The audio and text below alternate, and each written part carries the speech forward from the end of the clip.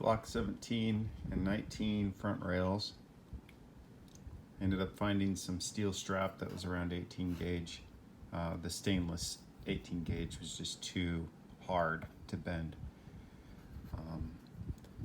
This is my first one in here. Got some rounded bottoms which aren't desirable, but this will need to be trimmed back a little. Here's my second one, a little more square. Holes go all the way through, aligned, which is good. So I'll be able to file these down and use them. I found what you have to do is you have to make sure that your measurements are perfect on your metal before even trying to put it in here. But, you've got your wedge cut in your plate, and it has to match as best you can. You can go over a little over 90 degrees, which kind of helps it bend.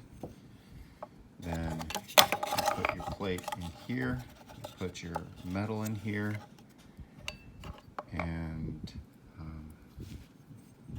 put this in there, put it under a press down, the metal will lift up.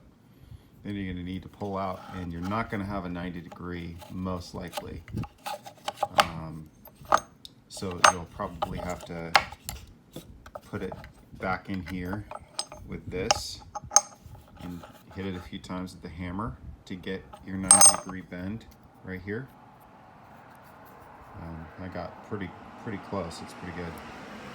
And then do it to the other side and bring your other piece out. You flip. These are right and left. This matters. Flip this upside down. So the bends you just did are facing down. You slide it in. This is very important, I found. You actually have to put this piece in here and put the metal you're about to bend in here. Look at this line. That line has to be right on the edge of one of these pinholes. If it's not, if it's in the middle of the pinhole, your measurements are off on your side rails.